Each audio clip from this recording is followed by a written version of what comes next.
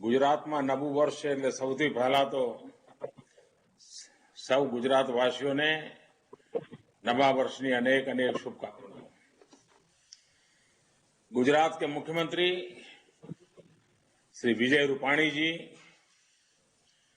Pandit Deendayal Upadhyay petroleum university board of governance के chairman Shri Mukesh Ambani ji, standing committee के chairman Shriman D Rajagopalan ji, director general professor S Sundar Manoharan ji, faculty members,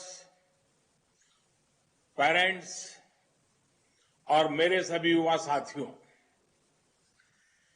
पंडित Deendayal Upadhyay petroleum university के 8वें convocation के अवसर पर आप सभी को बहुत बहुत बधाई। जो साथी आज ग्रेजुएट हो रहे हैं उनको और उनके माता पिता को भी बहुत बहुत शुभकामनाएं। आज देश को आप जैसे इंडस्ट्री रेडी ग्रेजुएट्स मिल रहे हैं।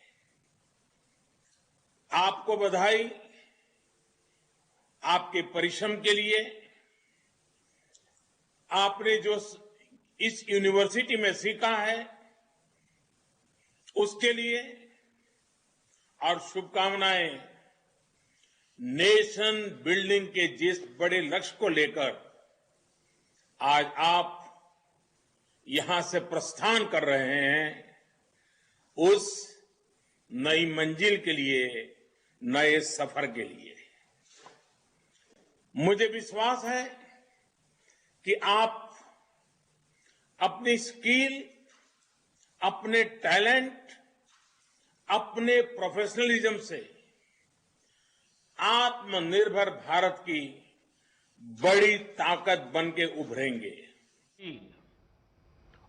उद्घाटन और शिलान्यास हुआ है।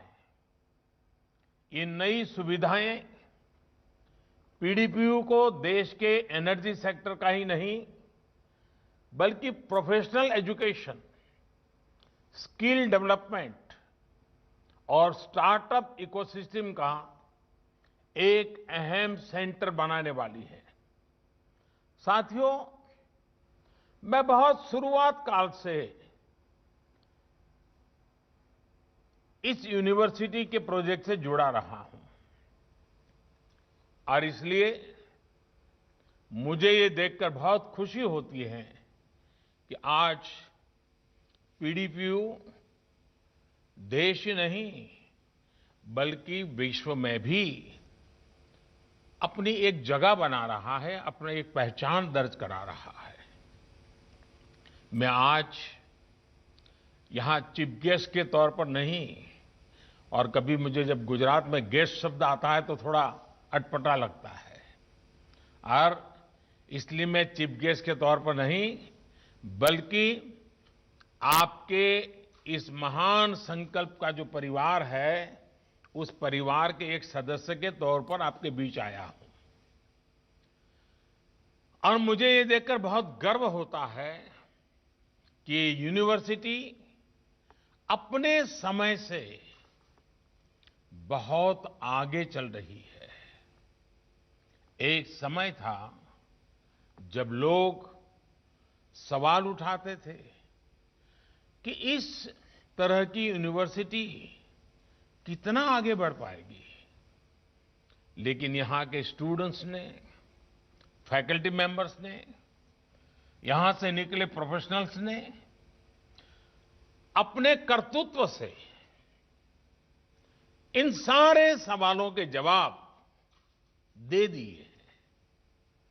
बीते 1.5 दशक में पीडीपीयू ने पेट्रोलियम सेक्टर के साथ साथ पूरे एनर्जी स्पेक्ट्रम और अन्य क्षेत्रों में भी अपना विस्तार किया है। और पीडीपीयू की प्रगति देखते हुए आज मैं गुजरात सरकार को भी अनुरोध करता हूं कि जब मैं इस काम पे शुरू में सोच रहा था तब मेरे मन में था कि एक पेट्रोलियम यूनिवर्सिटी, क्योंकि गुजरात पेट्रोलियम क्षेत्र में आगे बढ़ना चाहता था। लेकिन अब जिस प्रकार से देश और दुनिया की रिक्वायरमेंट है, जिस प्रकार से इस यूनिवर्सिटी ने अपना रूप लिया है, मैं गुजरात सरकार से आग्रह करूंगा कि कानून में अगर आवश्यक हो तो परिवर्तन करके इसको सिर्फ पेट्रोलियम यूनिवर्सिटी के बजाय अच्छा होगा अब इसको हम एक एनर्जी यूनिवर्सिटी के रूप में कन्वर्ट करें उसका नाम, क्योंकि उसका रूप दायरा बहुत विस्तार होने वाला है। और आप लोगों ने इतने कम समय में जो कमाया है, जो देश को दिया है, शायद एनर्जी यूनिवर्सिटी इसका विस्तार बहुत बड़ा लाभकर्ता देश को होगा। पेट्रोलियम यूनिवर्सिटी कल्पना मेरी ही थी और आज मेरी ही कल्पना का विस्तार करते हुए मैं पेट्रोलियम की जगह पे पूरा एनर्जी सेक्टर को इसके साथ जोड़ने के लिए आपसे आग्रह करता हूं। आप लोग विचार कीजिए, अगर ठीक लगता है मेरा सुझाव तो उस पर देखिए। यहां स्थापित होने जा रहे 45 मेगावाट का सोलर पैनल मैन्युफैक्चरिंग प्लांट हो या centre of excellence on water technology, देश के लिए पीडीयू के लार्जर विजन को भी ये प्रकट करता है। साथियों, आज आप ऐसे समय में इंडस्ट्री में कदम रख रहे हैं, यूनिवर्सिटी से निकल करके इंडस्ट्री की तरफ बढ़ रहे हैं, जब पैंडेमिक के चलते पूरी दुनिया के एनर्जी सेक्टर में भी बड़े बदलाव हो रहे हैं। ऐसे में आज भारत में एनर्जी सेक्टर में ग्रोथ की, एंटरप्राइज स्पिरिट की, एम्प्लॉयमेंट की असीम संभावनाएं हैं। यानी आप सभी सही समय पर सही सेक्टर में पहुंचे हैं। इस दशक में सिर्फ ऑयल एंड गैस सेक्टर में ही लाखों करोड़ रुपए का निवेश होने वाला है। इसलिए आपके लिए रिसर्च से लेकर मैन्युफैक्चरिंग तक अवसर ही अवसर है। साथियों, आज देश अपने कार्बन फुटप्रिंट की 30 से 35% तक कम करने का लक्ष्य लेकर के आगे बढ़ रहा है। दुनिया के सामने जब ये बात लेकर के मैं गया, दुनिया को अचरज था, क्या भारत ये कर सकता है?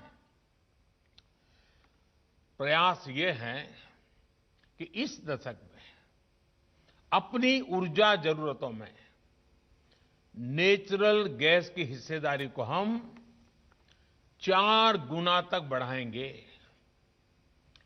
देश की ऑयल रिफाइनिंग कैपेसिटी को भी आने वाले 5 सालों में करीब करीब 2 गुना करने के लिए काम किया जा रहा है।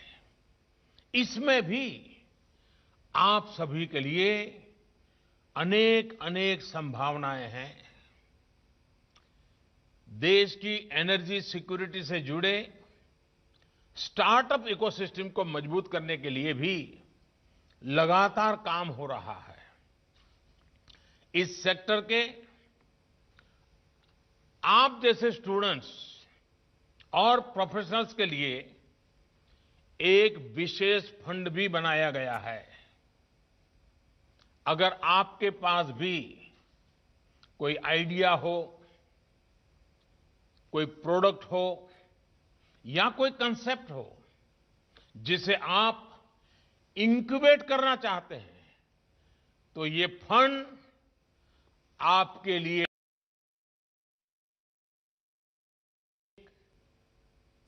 सरकार की तरफ से तोहफा भी है।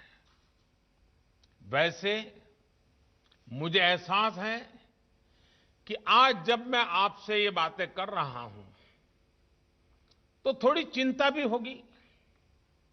आप सोच रहे होंगे कि कोरोना का समय है, पता नहीं कब सब ठीक होगा, और इनमें से आपके मन में जो चिंताएं आती हैं वो स्वाभाविक भी हैं। एक ऐसे समय में ग्रेजुएट होना,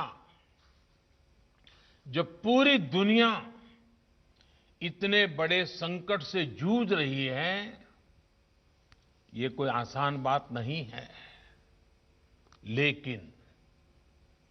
लेकिन याद रखिए, आपकी ताकत, आपकी क्षमताएं इन चुनौतियों से भी कहीं ज्यादा बड़ी हैं।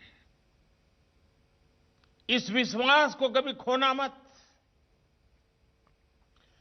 प्रॉब्लम्स क्या है, इससे ज्यादा महत्वपूर्ण ये है कि आपका पर्पज क्या है। रिलायन्स इंडस्ट्रीजचे सीएमडी मुकेश अंबानी बोलत होते। त्यानंतर पंतप्रधान नरेंद्र मोदी यांनी या विश्वविद्यालयाच्या फितीचं अनावरण केलं आणि आता ते बोलत आहेत। पीडीपीयूचं सुद्धा अनावरण करण्यात आलं। व्हिडिओ कॉन्फरन्सिंगद्वारे हा सगळा सोहळा सुरू आहे। एक छोटासा ब्रेक, लगेच भेटतोय। पहा फक्त